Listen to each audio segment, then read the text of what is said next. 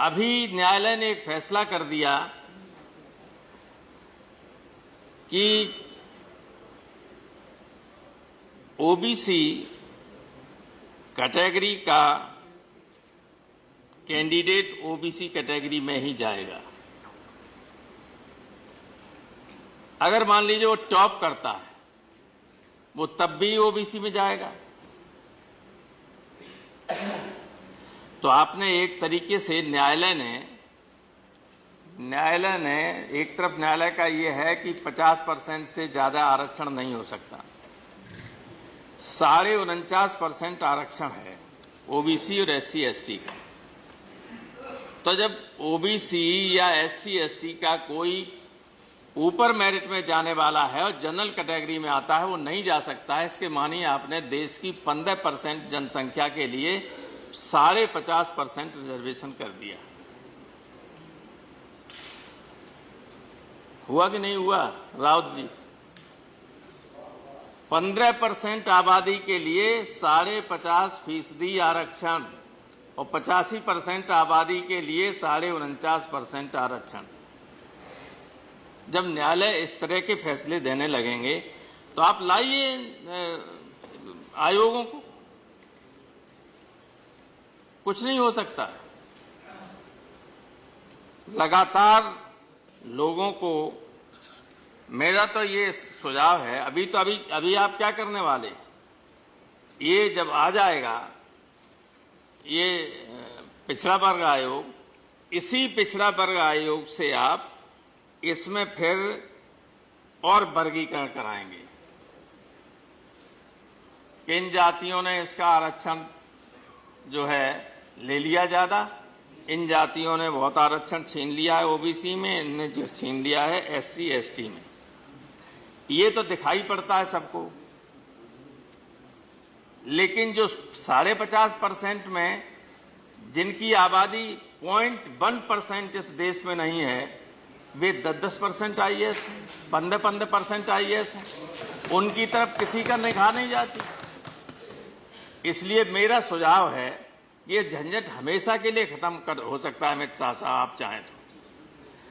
इस देश में जातियों का पूरी जनगणना करा लीजिए जातवाइज, और उसी के हिसाब से आरक्षण कर दीजिए।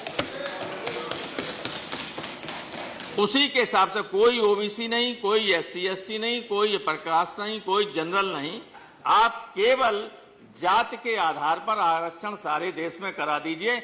हम और पूरा बैकवर्ड और सारे लोग बहुत प्रसन्न होंगे कि आपने बहुत अच्छा काम किया। वरना ये जो अब ये साजिश आगे चलेगी, इस बिरादरी इस ओबीसी से इसको हटा दिया जाए, उसको हटा दीजिए, आप हटा दीजिए। पिछली बार एक बहुत बड़े संवैधानिक पद पर बैठे हुए व्यक्ति ने उत्तर प्रदेश के बारे में ये कह दिया था कि कम्युनिटी के लोग जो हैं इंपॉर्टेंट पदों पर हैं, और बाकायदा नाम लेके कहा था कि किस जात के हैं। मुझे मजबूरन एक प्रेस कॉन्फ्रेंस करके सारे आंकड़े देने पड़े और बताना पड़ा कि पूरे उत्तर प्रदेश में सिर्फ एक आईजी यादव था, 8 कलेक्टर यादव थे और 9 या 10 एसपी थे। इससे बड़े अधिकारी, आईजी से ऊपर एडीजी डीजी कोई था ही नहीं। एक एडीजी थे, बाद में डीजी हुए बस। इतने बड़े राज्य में इतनी बड़ी आबादी के बाद कोई संवैधानिक पद पर बैठा हुआ आदमी ये लांछन लगाए, तो ये लगेंगे। आप देखिएगा आगे चल के ये जो आप बना रहे हैं, ये जो ला रहे हैं, इससे लाभ नहीं मिल पाएगा लोगों को। ये इतना तो मिल पाएगा कि जाति हो रही है, वहां डीओपीटी वाले कर रहे हैं, तो कोई अपना कंप्लेंट कर दे तो उनको बुला लेगी, ये तो होने लगेगा। लेकिन जो असली जड़ है, जहां से सारी गड़बड़ियां शुरू होती हैं, आपकी इच्छा के खिलाफ भी फैसले कर देते हैं, उस जड़ में ये मंत्री जी बैठे हुए हैं। वहां आरक्षण कीजिए, न्यायपालिका पे आरक्षण कर दीजिए। न्यायपालिका में जब तक इनके हितों की रक्षा करने का वाला नहीं होगा कोई, तब तक आप कुछ भी करते रहिए, इन्हें न्याय नहीं मिल सकता। राइट, रामगोपाल जी। वरना ये बताइए, एक सेकंड सर, मेरा कितना भी टाइम है और 1 मिनट है। अब 1 मिनट है, 1 मिनट में बहुत कुछ कहा जा सकता है। ठीक सर, न्यायपालिका ने ये जो मैं ये कह रहा हूं, इसलिए कह रहा हूं कि कुछ भी आप करना चाहें, कर नहीं पाएंगे, तुरंत फैसला दूसरा आ जाएगा। भाई तो आप लोगों की कैबिनेट के फैसले को बदल देते हैं लोग।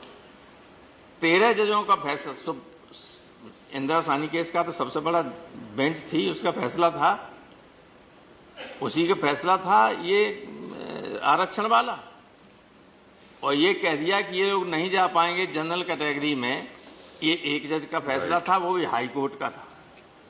हाई कोर्ट का एक जज सुप्रीम कोर्ट के 13 जजों की बेंच के खिलाफ फैसला दे सकता है और वो लागू हो जाता है। प्लीज। तो इस पर विचार कीजिएगा। जब तक आप जुडिशरी में आरक्षण नहीं देंगे और ये कीड़ा जब तक दिमाग में पाले रहेंगे कि भाई बैकवर्ड और शेड्यूल कास्ट में यादवों ने, जाटवों ने आरक्षण ले लिया है, तो मैं कहता हूं ठीक है, जातबाज कर दीजिए सबका, हमें कोई एतराज नहीं, कर दो जातबाज। तो आधा %, 1%, 3%, 2%, 0.1% भी नहीं आएगा नंबर, जो अभी सब कुर्सियों पर बैठे हुए सब। राइट रामगोपाल जी, ठीक है। इसलिए मैं कहता हूं कि ये जो बना तो रहे हैं, आगे अगर इस तरह की कोशिश होगी कि इसका भी विभाजन किया जाए, तो फिर आंदोलन इस बात का होगा कि इस देश में जाति के आधार पर, जनसंख्या के आधार पर आरक्षण हो। Thank you Shri.